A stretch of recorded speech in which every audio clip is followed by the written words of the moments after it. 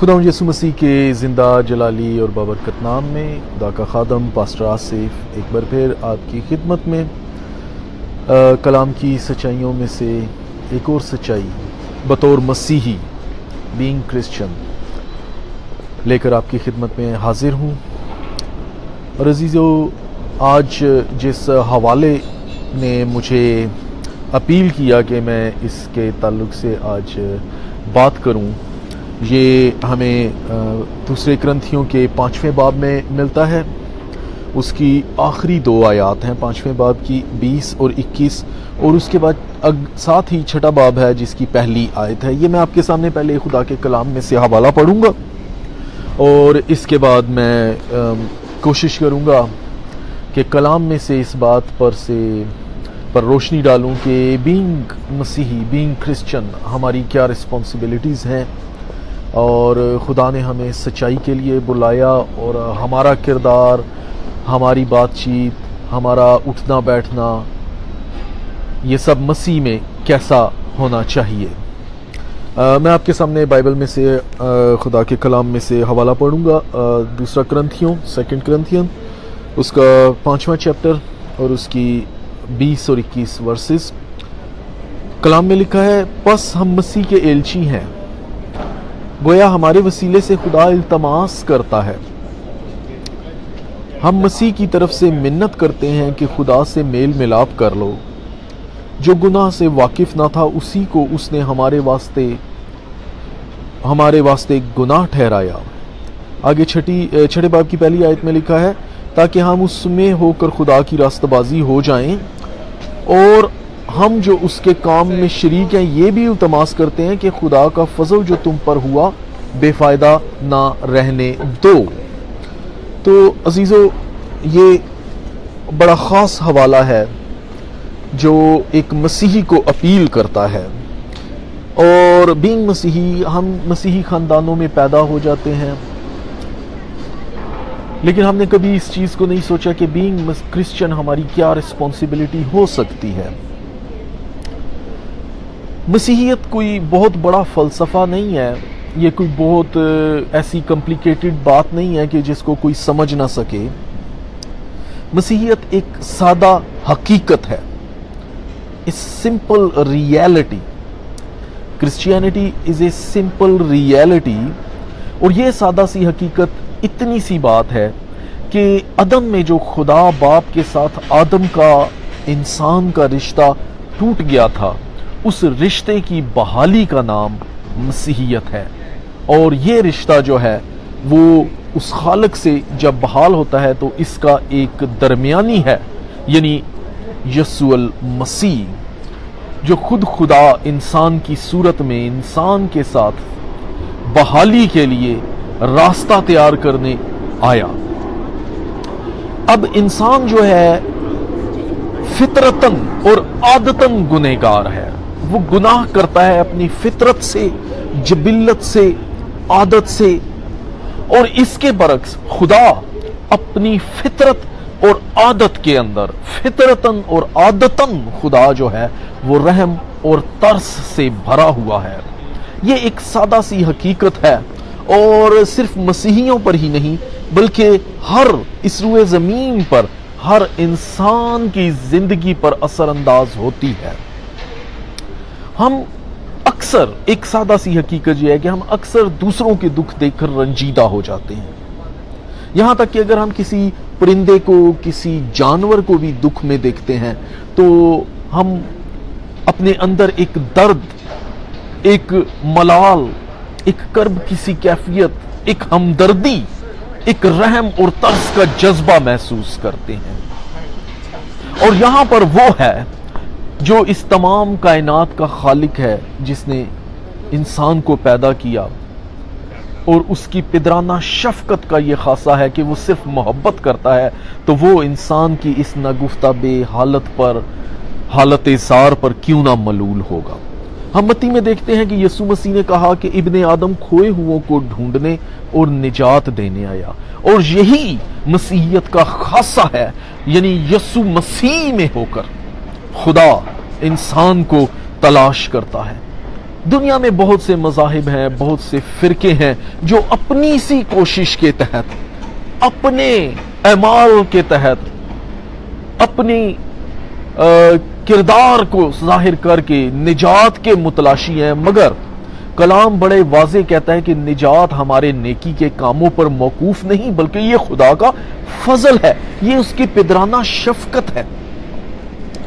اب مخلوق کی خالق کے ساتھ دوبارہ بحالی جو ہے وہ صرف ایک صورت میں ممکن ہے، اور اس صورت کا جاننا اور اس صورت کو پہچاننا اور اس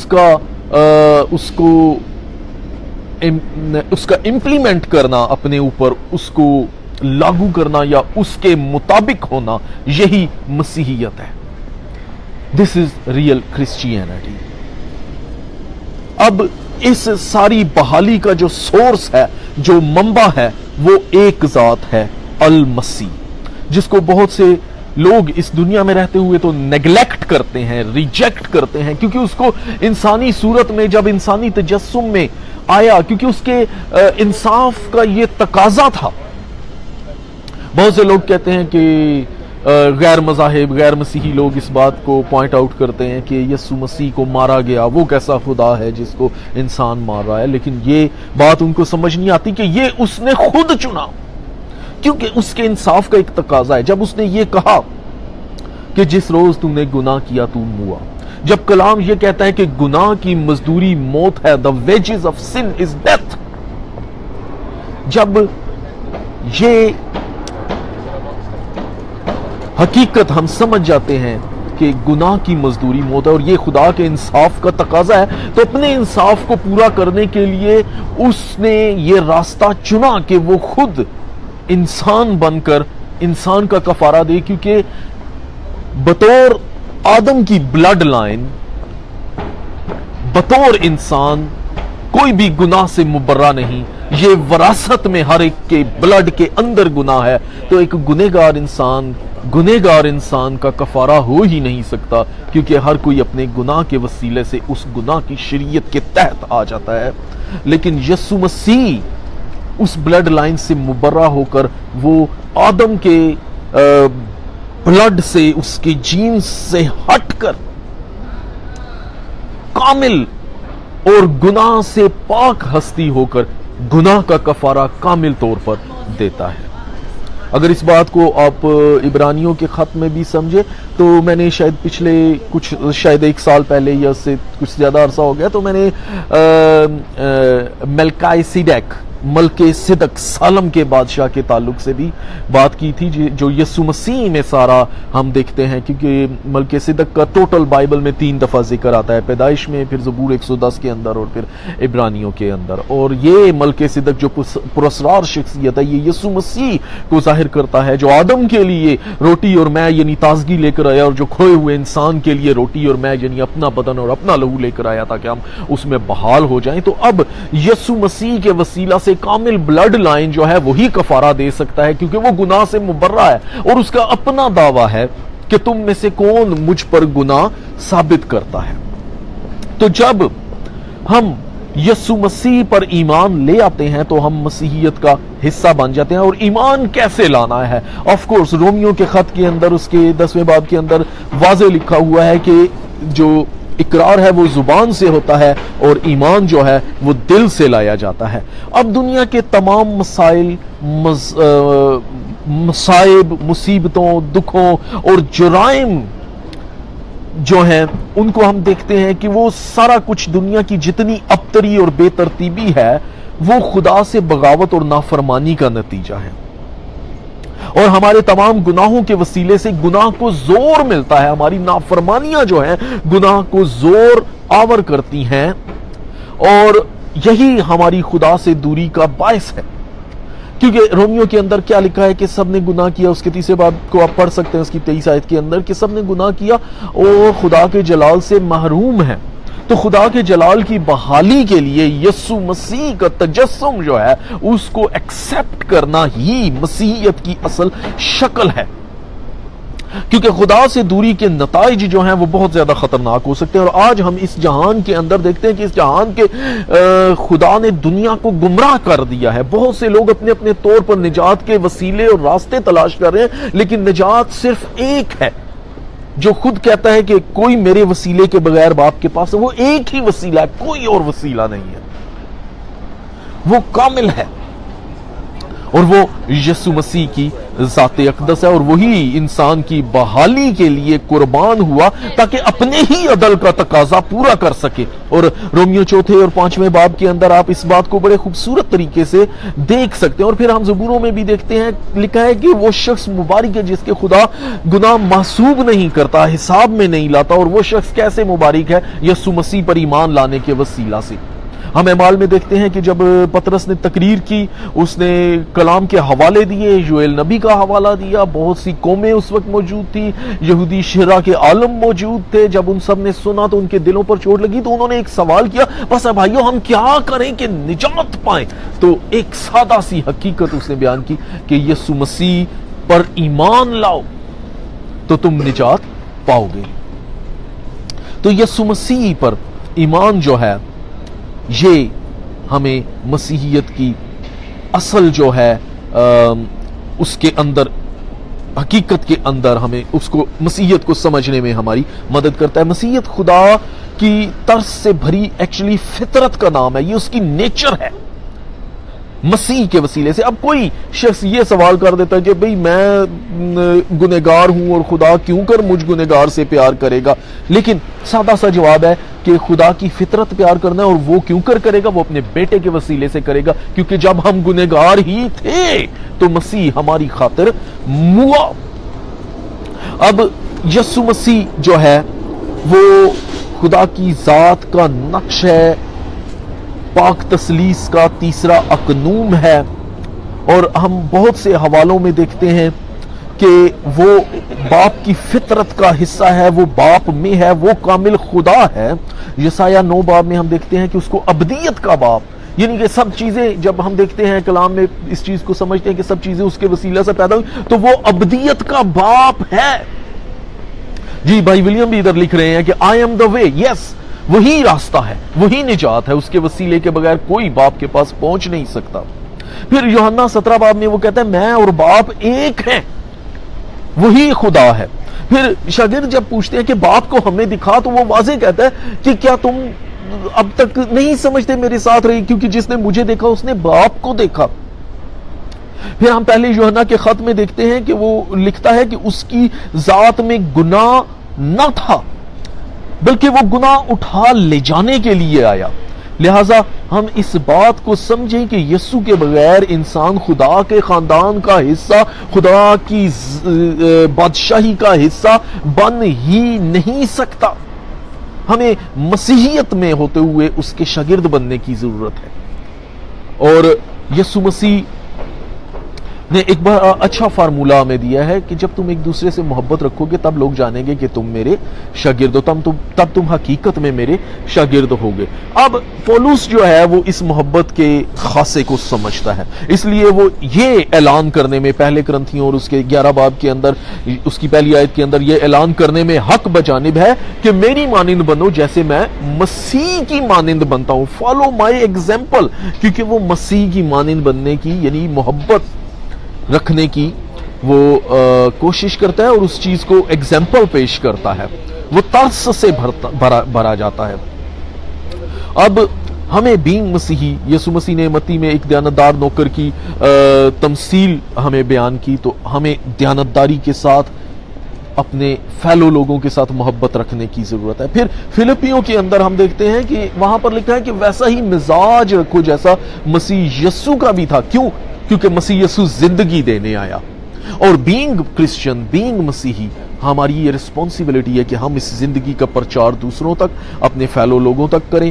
میں یسوع مسیح کی انجیل سے نہیں شرماتا, چاہے کہیں بھی ہو. ابھی بھی میں اوپن سٹریٹ میں بیٹھا ہوں, بہت سے لوگ آ جا رہے ہیں, لیکن ڈیون شائر اسکوائر میں بیٹھا ہوں لنڈن کے اندر, لیکن مجھے اس سے کوئی پرواہ نہیں. میرے آس پاس کون آ رہا ہے, کون جا رہا ہے. ابھی کچھ ڈرنک لوگ بھی گئے ہیں, انہوں نے میری طرف ہاتھ لائے, لیکن آئی ڈونٹ کیئر, کیونکہ میں نے یسوع مسیح کی محبت کا پرچار کرنا ہے ہر ممکن طریقے سے، جوں جیسے جیسے مواقع ملتے ہیں، ٹائم ملتا ہے، جگہ ملتی ہے، میں کوشش کرتا ہوں کہ کسی نہ کسی طرح سے میں مسیحیت کا پرچار کر سکوں، تاکہ بالآخر کوئی ایٹ دا اینڈ یہ نہ کہہ سکے کہ میں نے کلام کو نہیں سنا۔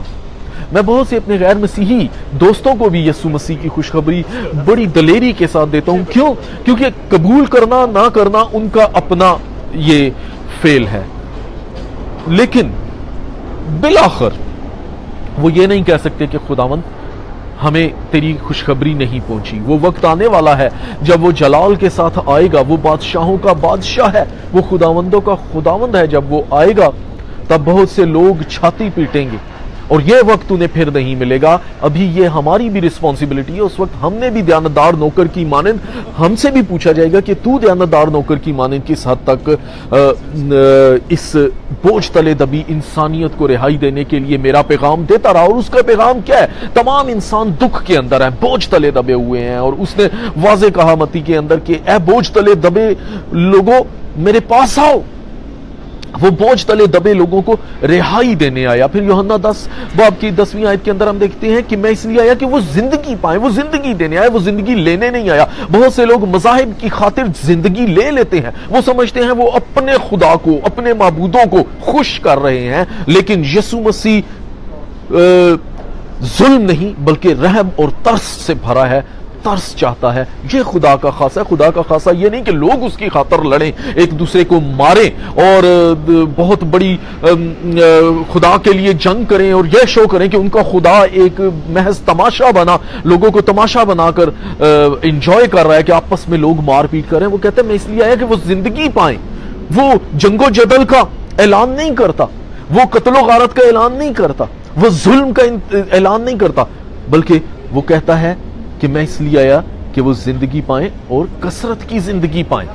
وہ ہمیں زندگی دینے آیا، وہ زندگی کا خدا ہے۔ شیطان کا کام ہے، ابلیس کا کام ہے جان لینا، مار ڈالنا، اور ابلیس کا کام ہے کہ ہلاکت تک پہنچانا، لیکن یسوع مسیح جو ہے وہ زندگی دینے آیا نہ کہ ہلاکت۔ اب جتنے اس کو قبول کرتے ہیں وہ اس زندگی کا حصہ بن سکتے ہیں، کیونکہ یسوع مسیح کو بطور کامل نمونہ، بطور اپنی زندگی کا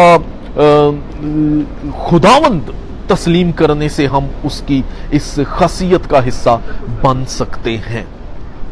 مسیحی کے لیے وہ حقیقی زندہ خدا کا بیٹا ہے۔